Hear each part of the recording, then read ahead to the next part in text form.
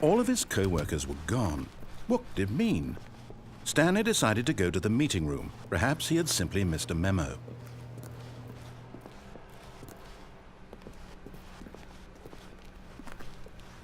When Stanley came to a set of 2 open doors, he entered the door on his left.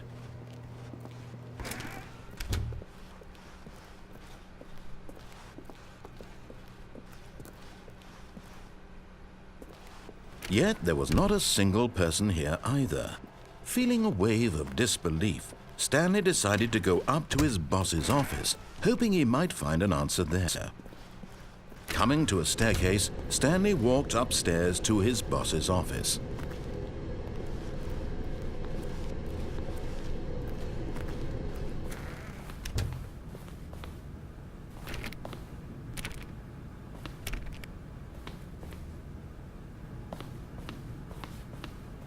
Stepping into his manager's office, Stanley was once again stunned to discover not an indication of any human life.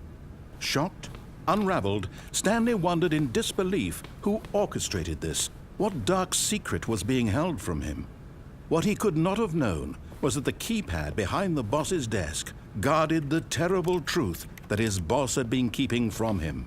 And so the boss had assigned it an extra secret PIN number, 2845.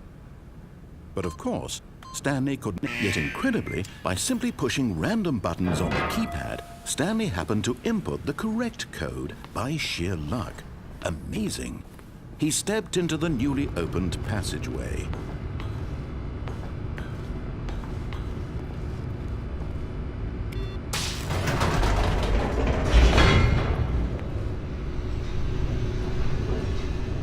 Descending deeper into the building, Stanley realized he felt a bit peculiar. It was a stirring of emotion in his chest, as though he felt more free to think for himself, to question the nature of his job. Why did he feel this now, when for years it had never occurred to him? This question would not go unanswered for long. Stanley walked straight ahead through the large door that read Mind Control Facility. Although this passageway had the word escape written on it, the truth was that at the end of this hall, Stanley would meet his violent death.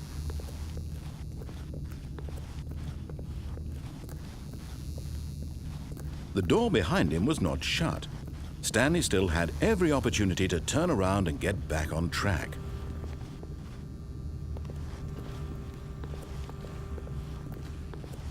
At this point, Stanley was making a conscious, concerted effort to walk forward and willingly confront his death.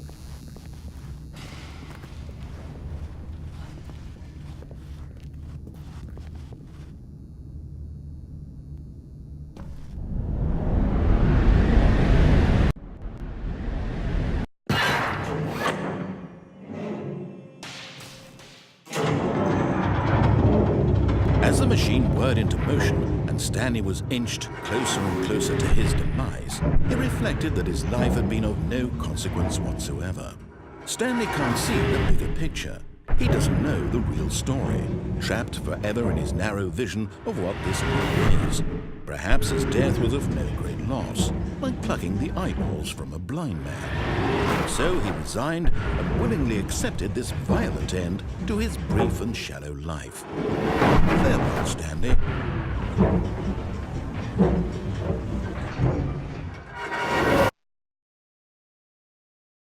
"Farewell, Stanley," cried the narrator, as Stanley was led helplessly into the enormous metal jaws. In a single visceral instant, Stanley was obliterated as the machine crushed every bone in his body, killing him instantly.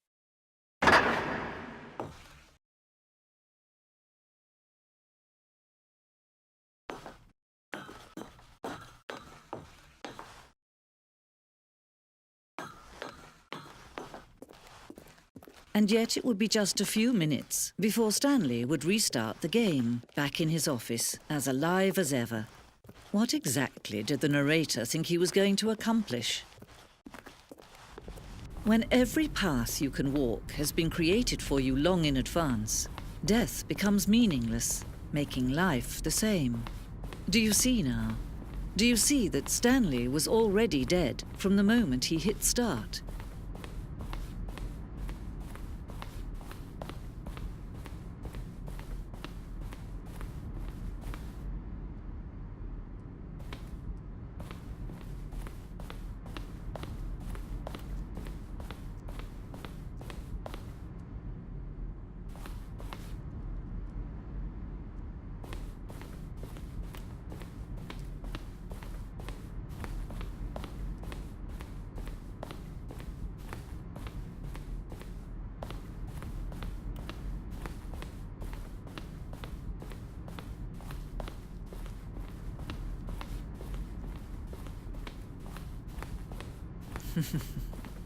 Oh, look at these two. How they wish to destroy one another.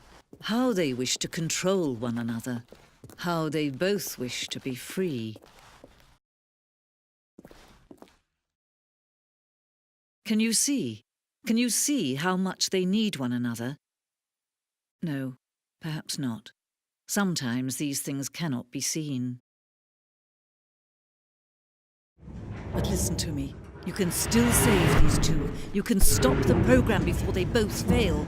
Push escape, press quit. There's no other way to beat this game. As long as you move forward, you'll be walking someone else's path. Stop now and it'll be your only true choice. Whatever you do, choose it. Don't let time